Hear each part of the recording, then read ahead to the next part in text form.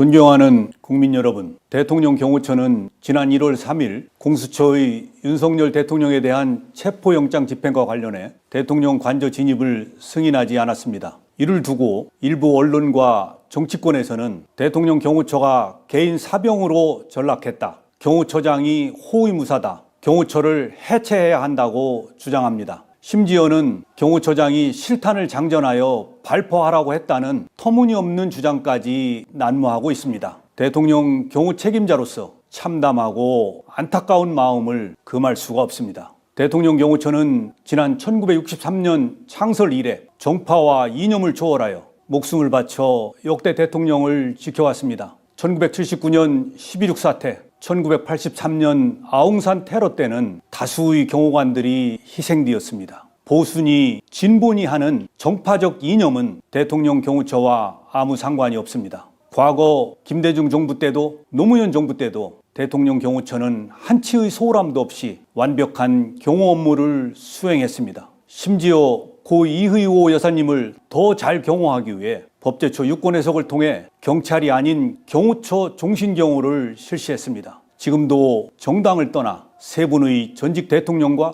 권양숙 여사님을 헌신적으로 경호하고 있습니다. 대통령 경호처는 무작정 수사기관의 법집행을 방해하고자 하는 뜻이 아닙니다. 지금 윤석열 대통령은 비록 탄핵소추안이 국회에서 가결된 상태이지만 주권자인 국민의 손으로 뽑은 현직 대통령이 분명하고 법이 정한 대로 그에 상응한 경호를 받고 있습니다. 공수처의 내란죄 수사권 논란이 지속되고 있고 대통령 변호인단은 체포영장 발부 절차와 영장 적시 내용에 대한 심각한 위법성과 초법성을 이유로 헌법재판소에 권한쟁의 심판과 효력정지 가처분을 신청했습니다. 이에 저는 지난 1월 3일 체포영장 집행을 나온 공수처 담당 검사에게 경호처의 입장을 소상히 설명하고 현직 대통령 신분과 외신에 비치는 대한민국의 위상을 고려하여 법 집행에 신중을 기할 것을 정중히 요청하였습니다. 아울러 체포영장 집행 수사관들과 경호관의 대치 과정에서 어떠한 폭력이나 물리적 충돌도 없도록 조치하였습니다. 국회의원도 회기 중 체포를 위해서는 국회의 동의를 받게 되어 있습니다.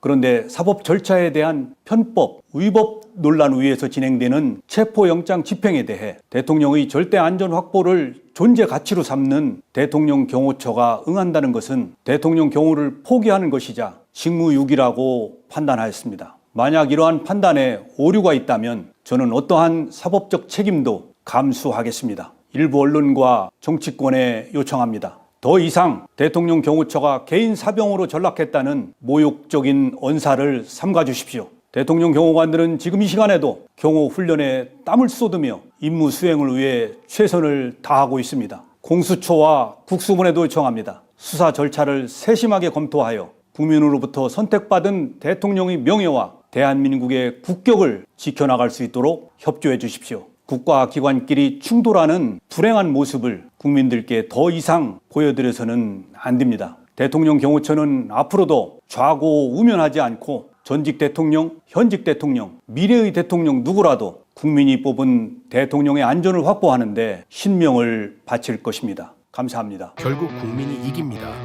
영상이 도움이 되셨다면 구독과 좋아요를 정중히 부탁드립니다. 영상 제작에 큰 도움과 동기가 됩니다.